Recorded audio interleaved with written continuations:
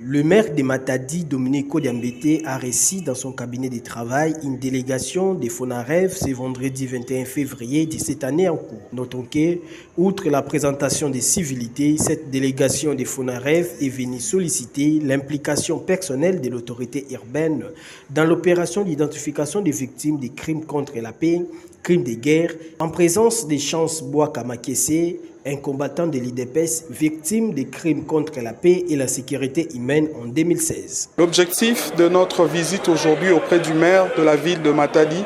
était essentiellement pour solliciter son accompagnement et sa bénédiction. Nous sommes au Congo central, nous savons que dans notre coutume ici en RDC, on ne vient pas au village sans avoir vu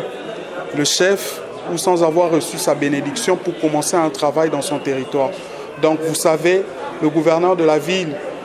en présence des autorités locales, y compris les maires, avait lancé officiellement le lancement des activités de l'identification des victimes,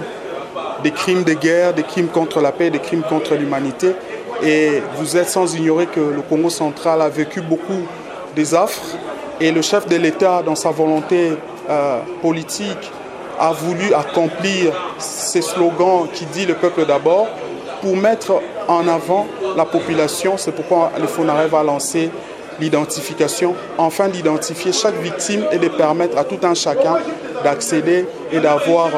des réparations qui sont appropriées. Par rapport à la population de Matadi, nous sollicitons à ce qu'ils puissent accompagner le FONAREV, qu'ils puissent vraiment prendre cette initiative à bras le corps et accompagner les initiatives qui se font sur terrain, notamment la sensibilisation sur l'identification des victimes, et aussi aider à ce que les victimes qui sont retranchées chez eux à la maison ou qui sont dans les cités ou les villages puissent recevoir l'information afin que tout le monde puisse bénéficier aussi